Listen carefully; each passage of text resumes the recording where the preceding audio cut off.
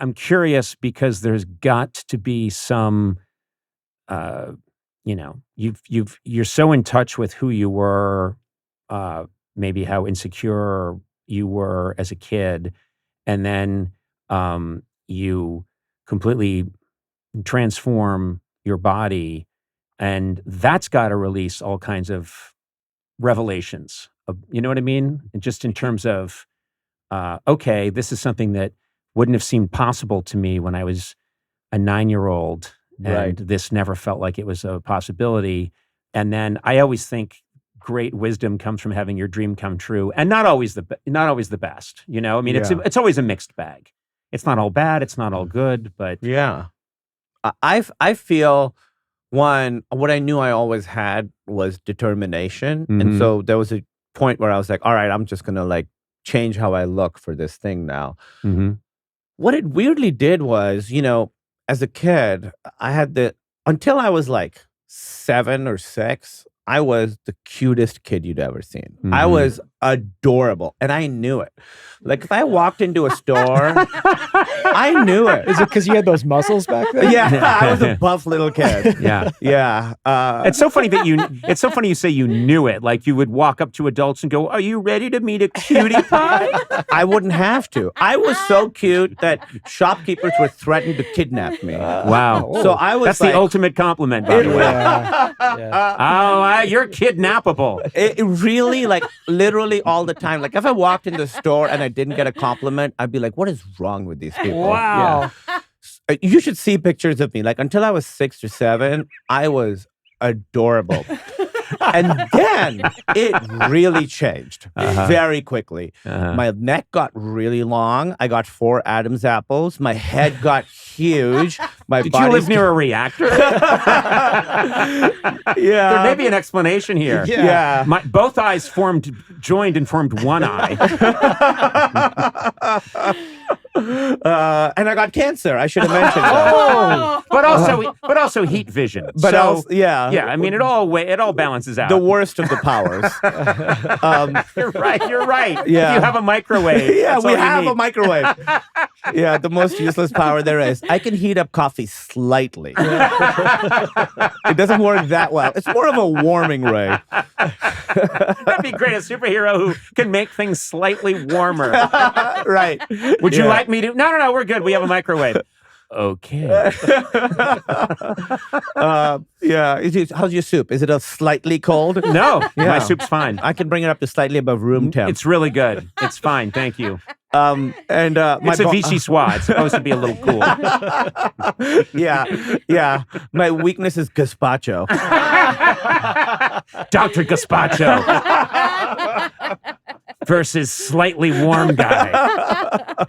And my body stayed tiny. Like, my shoulders stayed tiny. They used to call me chicken shoulders at school. That's a very descriptive and specific put down. Right. I don't even think of a chicken having shoulders. Exactly. Oh, I get Exactly. They were so good at it. Wow. Yeah, and who goes to a KFC and orders the chicken shoulders? Nobody. Can I get a bucket of chicken shoulders? They have no shoulders! Oh, no. It's off menu like In-N-Out. You got to ask for it. It's good. That's why their sweaters fall off. Anyway. Come on. We're having a good time. No one's getting hurt. You ever seen a chicken in suspenders? Wait till you see a chicken shrug. Yeah. When you see a chicken opening a present at Christmas and it's suspenders and he goes, like, what am I going to fucking do with this? Okay, we're putting an end to this riff. This shoulder riff needs to end. Yeah. In 10 minutes. Keep going, guys. But so I it took me, I remember when it dawned on me, I was like, nobody's threatened to kidnap me in a while. Oh. Wonder what's going on. Oh. And then looking in the mirror being like, oh no, huge nose. They also called me eggplant nose. So they had a few little different, like, poultry/vegetable based. Yeah, they seem hungry. Yeah. They're very hungry. They were. I mean, it's Pakistan. We're hungry. And so I sort of became very obsessed with how I looked from the age of like 10 to really my early 20s.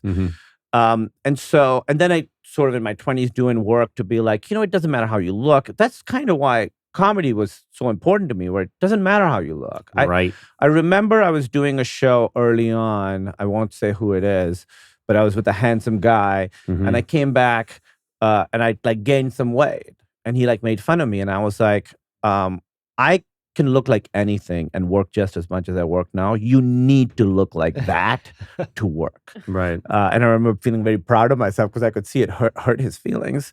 And so then doing the work and not worrying about it as much. And then later, again, to sort of get in this kind of shape and worrying about how I looked again, it was kind of a mind fuck to sort of, it felt like I'd like regressed 10 years back to how it was. And then now I think I have a good relationship with it, because the working out, you were saying not being in the moment.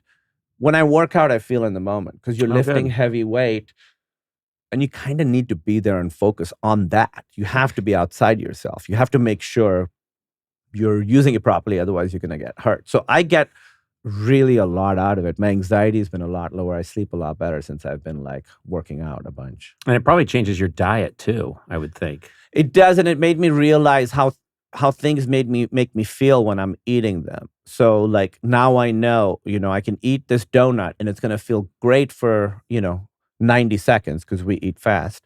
But for the next 2 hours, my energy is going to be weird. I'm going to feel bloated, like I'm going to feel low energy. So now I'm aware of how things make me feel. That's the biggest thing. I wasn't aware of any of these things until I met Liza.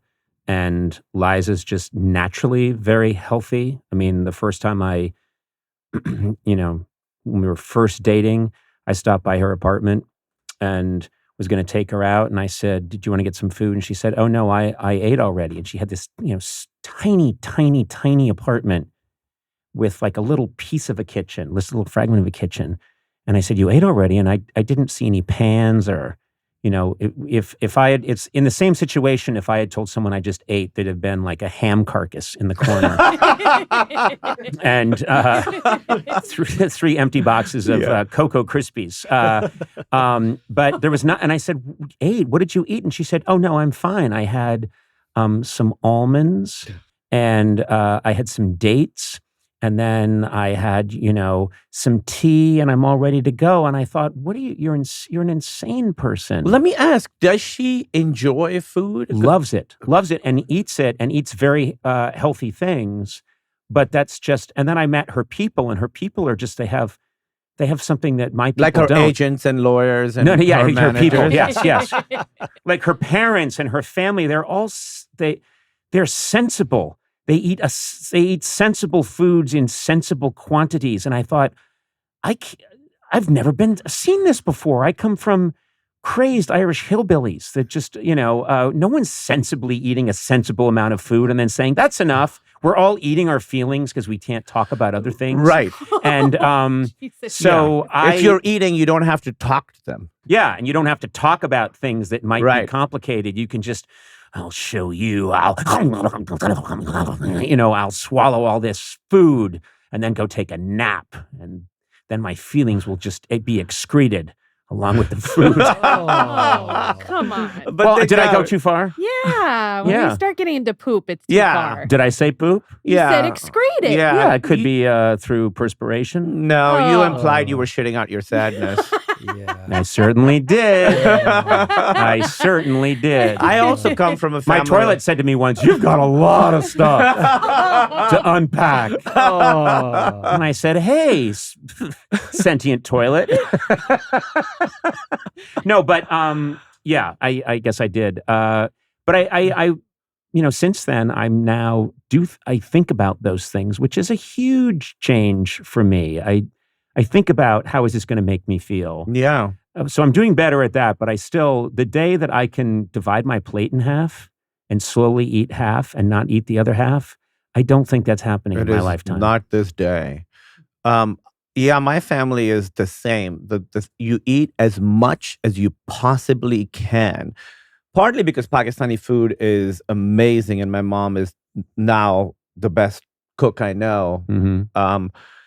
And when we visit, it's the same thing. Emily's like, "Your parents are just always forcing you to eat, forcing me to eat." We eat as much as possible. But now as they've gotten older and started having, everyone in my family dies of a heart attack. Everybody does. On principle? Yeah, we hold out. Okay. Like if we It's get what the cool kids do. Yeah. I see, okay. If we get cancer or something, we start eating butter and running in bad ways. What age do they get the heart attack usually? Because this is important. Yes. So my grandmother passed away at the age of 40 of a heart attack, God. which is very, very young. My dad has had he had an 8 bypass thing, which is really huge. But what I'm very proud of for them is they've really gotten it together. They both eat very, very healthy now. They've changed their diet completely. They still eat Pakistani food, but now, it's vegetables. It's not as much rice, not as much carbs. They eat no sugar. So I'm very proud of them for the changes that they've made in their lives. It's hard because there's also cultural pressure to not do it. Oh, of course. I mean, I think you talk about Pakistani food. I think about the food that Irish immigrants, or immigrant culture. It was always a meat, potato, lots of butter, lots of, and lots of dairy, lots of bread, and every meal was some version of that. Yeah. And I think it's so cultural. It's all so cultural. We come from this, and then it's been around in some version or another for hundreds of years, because it's only a recent luxury that people could say, I should start thinking about what I eat. Of course. It used to be, if you can find something to eat, get it into you, and you get to live. Yes, exactly. And now, and that is our evolutionary mandate. Is to eat and have sex with anyone who will have sex with us. That's why we love donuts and fucking. Yeah. So, man, there's my bio. That's the title of my bio: Donuts and Fucking, the Conan O'Brien story. Shockingly, no one has purchased Conan's book. Been banned in many countries. It's banned in many countries. Apparently, the content is kind of interesting, but the title alone has turned everyone off. Yeah. Donuts and Fucking. And you know what? Sometimes people don't even have to hear who wrote the book. They just go, there's a book out called Donuts and Fucking. Conan O'Brien wrote a book.